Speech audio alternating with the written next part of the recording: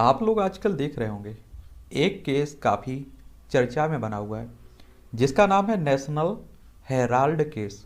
और आपने देखा होगा कि गांधी परिवार को ईडी की तरफ से नोटिस दिया गया है और इसमें आप देखिए कि राहुल गांधी और सोनिया गांधी का नाम जोड़ा जुड़ा हुआ है।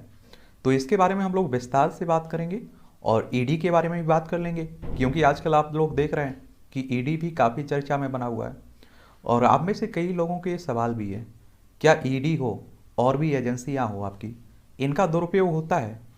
तो बिल्कुल होता है, इसमें दो राय नहीं होनी चाहिए। अगर आप लोग इससे पहले अगर कांग्रेस की सरकार में भी जाएंगे ना, जब कांग्रेस की सत्ता थी केंद्र में, तब भी आप देखिए इन एजेंसियों का दुरुपयोग होता था और आज भी हो रहा है।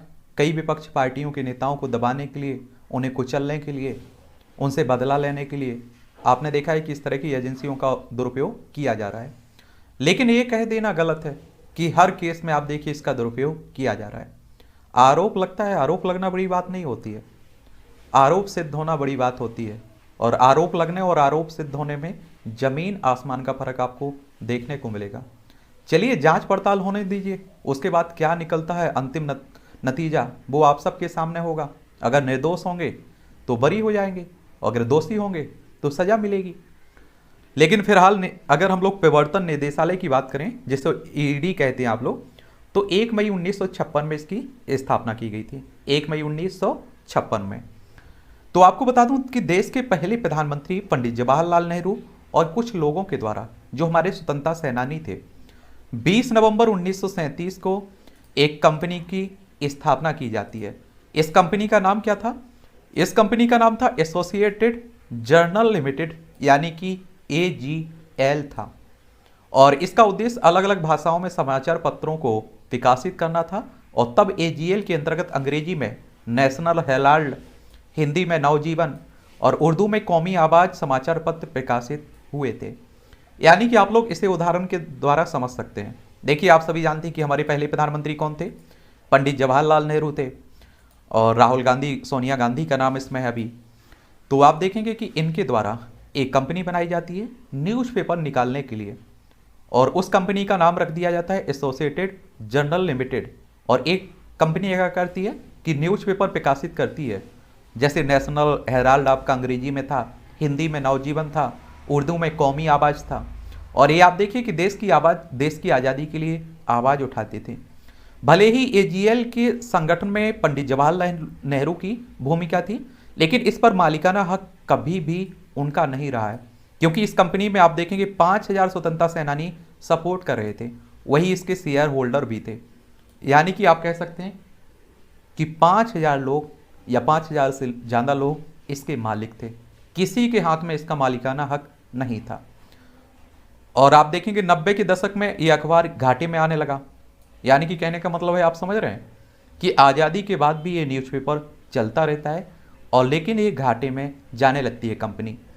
और साल 2008 तक AGL पर 90 करोड़ रुपए से ज़्यादा कर्ज चढ़ जाता है। यानी कि कहने का मतलब है कि ये कंपनी, AGL कंपनी 90 करोड़ रुपए के घाटे में चली जाती है और 90 करोड़ रुपए का कर्ज इस पर आ जाता है। कितना? 90 करोड़ का। उसके बाद आप क्या होता है कि AGL ने फैसला किया कि अब समाचार पत्रों का प्रकाशन नहीं करेगा। ये जो समाचार पत्र निकालती थी ना, इनका ऐलान, इन्हें निकालने की मनाही कर दी गई। अखबारों का प्रकाशन बंद करने के बाद AGL प्रॉपर्टी बिजनेस में उतरी और विवाद शुरू होता है यहाँ से। 2010 में AGL के 1057 शेयर धारक थे। कितने? 1057। और घाटा होने पर इसकी होल्डिंग यंग इंडिया लिमिटेड, यानी कि YIL को ट्रांसफर कर दी जाती है। एक नई कंपनी बनती है 2010 में, जिसका नाम था यंग इंडिया लिमिटेड।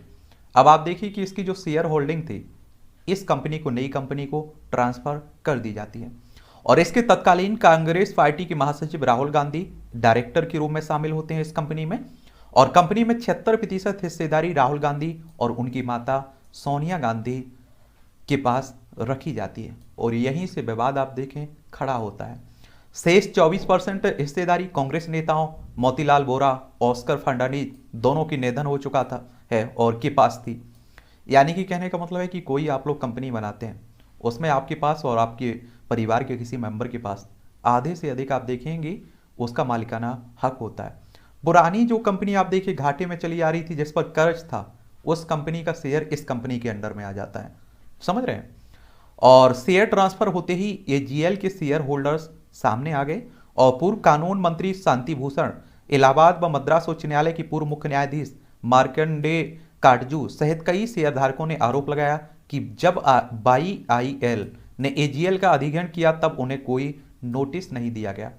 यानी कि मान लीजिए कोई कंपनी है, उसे आप देखिए कि कोई और कंपनी खरीद रही है, लेकिन आप देखिए उसमें जो मालिक थे और शेयर होल्डर्स थे उन्हें कोई मालूम ही नहीं चला, उन मालिकों से पूछा ही नहीं गया। तो वही बात हुई। और यही नहीं, शेयर ट्रांसफर करने से पहले शेयर होल्डर्स से सहमति भी नहीं ली गई है।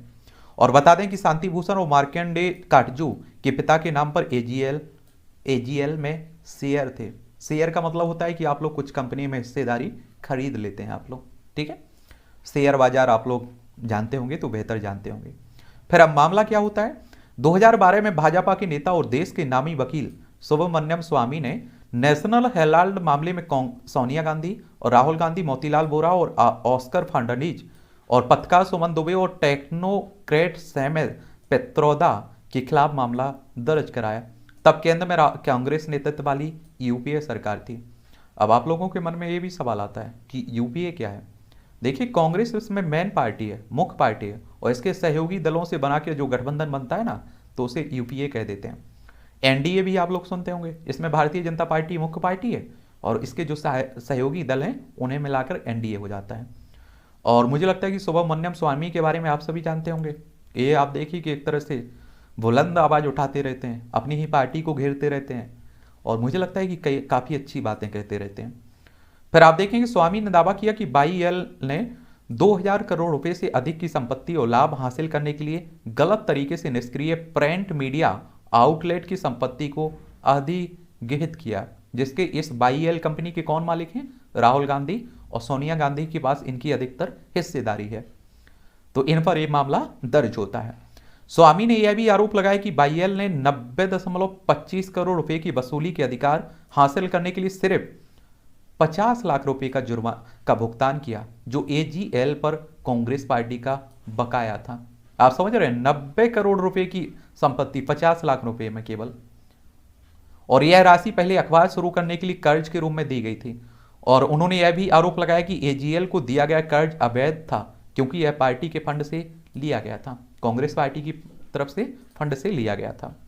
ईडी की जांच और कोर्ट ने सोनिया राहुल को जमानत। एक कब हुआ, 2014 में जब केंद्र में भाजपा की सरकार आई तो इस मामले की जांच प्रवर्तन निदेशालय यानी कि ईडी ने शुरू कर दी है। क्योंकि जब आपकी देखिए सरकार रहती है तो आप कुछ भी कर सकते हैं, लेकिन जब आपकी विपक्ष की सरकार आती है तो वो आपसे कहिए आप लोग की पुराने केस की जांच करवाएगी, या आप देखिए बदला लेने के लिए आप देखिए जो भी आप लोगों को आरोप लगाना है लगाते रहिए। और 2014 में आप सभी जानते हैं कि भारतीय जनता पार्टी की जीत हुई थी लोकसभा चुनाव में और प्रधानमंत्री के रूप में मोदी साहब बने थे। मामले में सोनिया और राहुल गांधी पर कार्रवाई की तलवार लटकने लगी और ऐसे में दोनों कोर्ट पहुंच गए और 19 दिसंबर 2015 को निचली अदालत ने इस मामले में दोनों को जमानत दे दी थी। 2016 में सुप्रीम कोर्ट ने उनके खिलाफ कार्रवाई रद्द करने से इनकार करते हुए मामले के सभी 5 आरोपियों सोनिया गांधी, राहुल गांधी और मोतीलाल वोरा, ऑस्कर फर्नांडीज और सुमन दुबे को व्यक्तिगत उपस्थिति से छूट दे दी थी। और आप देखेंगे कि सरकार की कार्रवाई भी तय।